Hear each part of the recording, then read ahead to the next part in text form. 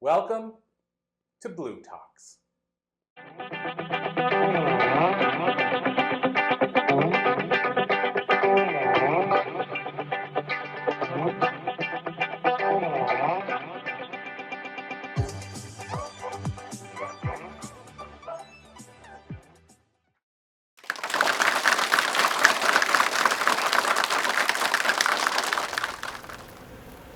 All right, everybody, welcome back to our, I think, final interview of the day. Thank you so much for joining us for these interviews that ultimately could air on the Enlightened Passenger Show, on our bLU Talks. You might see them in multiple places.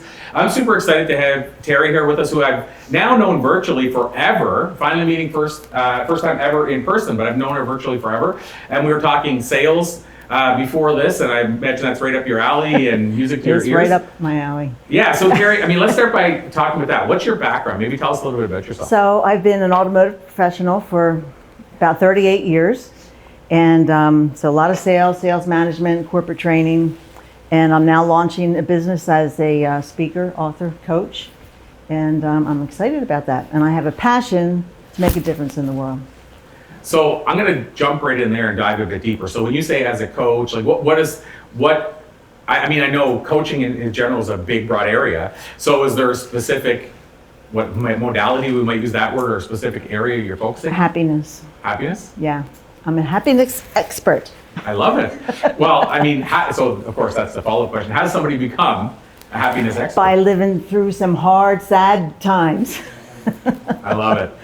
And then knowing how you got through them, basically? Yeah. And the strategy around it? Yes. So, this is maybe an easy question. I call it a low ball question, or an easy question, or a softball. But why do you think happiness is important? Like, why? In other words, why is it something that we need? Love that question. Because happiness, when you're happy, you raise your vibration, okay? And science has proven now, when you're in a positive state, every outcome in your life is better by at least 31% on average. But for sales, 37% higher sales just by being in a positive state. Wow. So, and I won't stay long in this story, but powerful story for me was when I went to see Tony Robbins at a Learning Annex, which is a real estate conference. Mm-hmm. And Tony Robbins, a lot of people at the time were saying, well, Tony Robbins is like a motivational speaker and that, but if you go see Tony, he's much more than that. And so he's really into like, NLP and the science behind things. So we went to see him, and he what he did changed the way I sold for the rest of my life. And to your point, changing your mindset and getting you into a happier frame of mind. So what he did was he said, turn to the person next to you and sell the pen to them. But what I want you to do when you're selling the pen is picture the worst day of your life and whatever happened on that worst day. Then he said, now I want you to turn to the person on the other side and sell the pen on the best day of your life. Wedding, marriage, birth of your child, whatever. And he got the person that you're selling it to tell you the difference in every part of you. So in other words, when it was the best day, your chest was out, you were speaking louder, you were confident, you were smiling. Worst day, you were slumped, et cetera, et cetera. And so what I realized by that moment is what I know Rob earlier today talked about, and what you're talking about, is that I could then go into a sales call and change my mindset. So what I would do is, if I was about to go through a door where I was, years ago I would say, I'm going to get rejected, and I would think all these negative thoughts, I thought about the best day of my life. And I waited until I was in that mind frame, and I walked through the door, and they say, how are you doing? I said, I'm doing fantastic. And I remember people saying, are you in sales? And I said, yeah. I haven't heard a salesman say they were fantastic in my life. And so now we're into a conversation, we're getting along, and it gives me something to build a bond from. But the whole takeaway from that was how you could put yourself into a happier state of mind. What was the result? Because obviously I can say we did that, but what's the result? I became the youngest President's Club member in the company's history the year I started doing that. Yeah. So the results were there too. I went to that same seminar from Tony, and I learned all those same lessons. But he's great. Yeah, and that's what I mean. Like, people think he's just the motivational guru, which is why he made that video. I'm not your effing guru, or whatever it was called. Yeah. For Netflix. But yeah, so as far as that goes, I guess I kind of gave an example of what I sort of learned from Tony around that. But for yourself, when you talk about becoming happier, how does somebody become happier? Because it seems like a lot of people say fake it till you make it, but let's be honest, that's not real happiness. Maybe it will get you there, but what are your strategies or suggestions? I just talked about this yesterday on my bLU Talk. Okay. So I love this question. You get happier by making the decision to be happy. It's the decision to be happy that creates the experience of being happy. And what I suggest that people do is before you start your day, take 5 or 10 minutes and sit. Fill yourself with gratitude, love, all these good positive feelings, and it has a ripple effect. You're not going to see an immediate difference in your life, but when you start out that way, it grows. I have these bracelets that say live happy. I have one for everybody here if they want one. And it's just when I see that, I go up here and do a thought check. Where are my thoughts taking me? So I love that. I have a chip. I have one of them on the trip with me, I know for sure. And I'm going to Vegas next. I probably should have more of them because they're poker chips. So I should be handing it out in Vegas. But basically, I made this chip. Have you ever heard of E plus R equals O? I think I heard you talk about it before. Because you may remember me talking about it. And the other one's PMA. You remember the book, Positive Mental Attitude? Yeah. Mm-hmm. So basically where the idea came from was that book. And basically in that book it says PMA is positive mental attitude. And they said everybody carries an invisible thing like a talisman or whatever with them that says PMA on one side. And the other side is NMA, negative mental attitude. So I decided I want to physically have one of these to remind me to be positive. But then I thought I'm not going to print negative on the other side. Why would I? So both sides have PMA, positive mental attitude. But I also have one that says E plus R equals O. And the reason I bring that up, you made me think of it with the bracelet, is I carry that chip around to remind me. So what E plus R equals O stand for is event plus response equals outcome. What that means in the real world is the price of gas goes up. There's a protest going to be here on Saturday. Whatever it is, the event, you probably can't change it, right? In most cases, you can't change the fact that gas went up in your town. But what you can control is your response to that, which will, I promise you, dictate your outcome.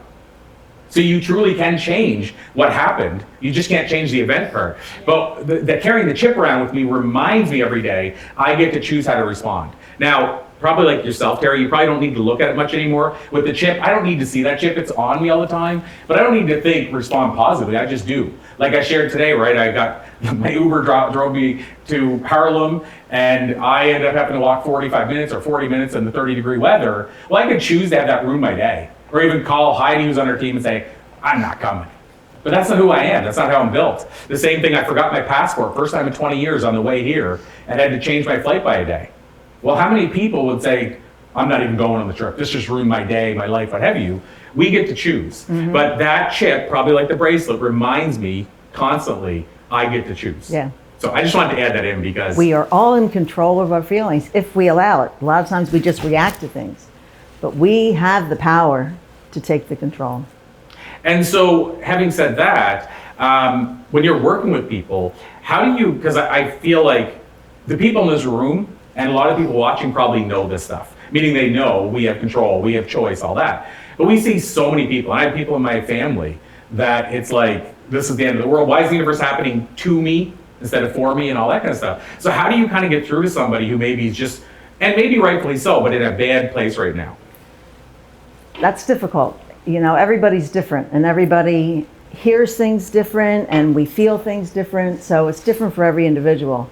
But I just get them talking about what their issue is and just try to give them a different perspective. You know what I mean? If you just change the way you look at something, the things you look at change. I love it. Have you ever, I don't know if you guys have heard the term reframe, but I always think about reframing. And so a powerful story I heard one time was with Stephen Covey. And I think it's in his book, 7 Habits. But he shared the story that he was on a bus. And there was a guy beside him that had these 3 kids that were screaming. And he was trying to get work done or read or something. Covey was, I mean. And he was on the bus. And he basically said to the guy, is there any way you can, calm your children down? Because he couldn't concentrate or whatever. And then the guy said, oh, I'm so sorry. I didn't even realize. He said, I'm so sorry to even dump this on you. But he said their mother just died. And I still haven't been able to tell them. I don't know how I'm going to tell them. And Covey said, in an instant, like, how can I help this guy? What can I do? I don't really care about what I was trying to do anymore. Everything changed. In other words, like you said, the way you look at it changes. Like, so it's a reframe. And so you can remind yourself, this is what I'm getting at, that when somebody cuts you off, maybe it's not about you at all. Maybe it's something that they have going on in the car, and it's usually not, you're right. Yeah. So to me, I think reframing is so powerful. Whether we use it or not is up to us, but I use reframing all the time. Yeah. We had just last story on it, but it's kind of funny. Actually, it was one of our cameramen years ago. His name is James, and he was telling me they live in Toronto, and it's always, like big city, right? There's always traffic cutting you off and whatever. And he said every time somebody cuts them off aggressively and they want to get mad, him and his wife say, oh, he's probably just got to poo real bad.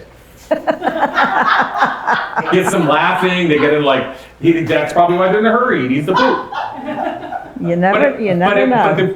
But what it does for them is it gets them laughing, but it reminds them it's not about us. It takes them out of that anger state too. Right. Yeah. It worked. And they do it all the time. But that's, again, another reframe. So I just wanted to ask, is reframing kind of what you're talking about? So on the happiness side, what's kind of your goal when working with people? Like, I mean, obviously an easy goal is I want them to be happy, but what's kind of the ultimate goal?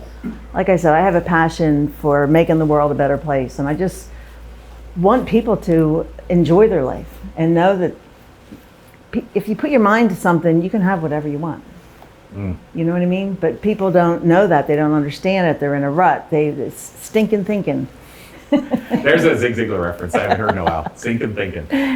So I guess as we start to wind down, I wanted to ask you a couple of questions that are maybe a little bit off of the happiness side, but you can still bring them back in some way. One is what I call the passenger question, which is you're sitting next to a stranger on a plane. They ask you for some life advice. Maybe they ask you, how can I become happier? Whatever that life advice is, though, you get to decide. What would you say to that stranger?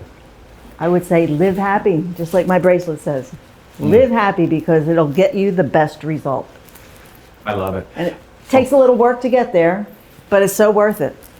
I love it. So let me ask you a follow-up kind of, I call it the time machine question. You heard me ask this earlier as well. And I really could change the name to the younger self question, but I always kind of take the approach of if you could jump into a time machine, go back and talk to a younger Terri, give her some life advice that you think she might need. What do you think you might say to younger Terri? I know what I would say. I would go back to my younger self at 18 or 20 years old and say, start to meditate. I love it. Meditation has changed my life. I wish I had started it years earlier. So here's the follow-up question to that. Just in this context, would you get in the time machine knowing, here's the key, I think, that if you changed anything, it would change everything? Meaning, like, if you started meditating early, we always kind of like, maybe you wouldn't have learned the stuff on the journey you did. So would you get in the time machine if it would impact anything, or would you just still leave everything as is? You know, I struggle with that question a lot because I was doing a happiness survey one time, and it was like almost 50 questions in, and the survey asked, would you make the same decisions now knowing the outcome of your life? And that put me in a panic because it's like, I don't know. Like, I'm glad I went through what I went through. I'm grateful for it, but I don't know that I would have the strength and courage to do it again. So I struggle with that. And I will say, I've asked that question now, I'm going to say conservatively, over 5,000 times over the last 20-some years, and I've never had that answer before. So I love that. I love when I get a new answer. A lot of the common answer, people want to know what the common answer is, because I think it helps us as well, especially helps us when we're really young. The common answer for most people is they wouldn't get in the time machine, they wouldn't change a thing. But I think that's a powerful lesson as well, because if you're 18 and you're hearing that all these influencers, thought leaders, celebrities wouldn't change all that trauma, knowing what they know now, maybe at 18 I could just let it go. Maybe I can say it's part of my journey. So I love your answer though, because it's unique. Thank you. So Terri, the last, I'll call it the unofficial question, is of course, how do we learn more? If people want to learn more about happiness, I think you have a book as well people can check out. So where would you send people? I would send them to my website, thinkhappybehappy.com. That's easy, I like it. Think happy, be happy. I like when your brand, your website tells people exactly what you do. So this is amazing. So any, I guess, parting words around happiness that you would leave people with?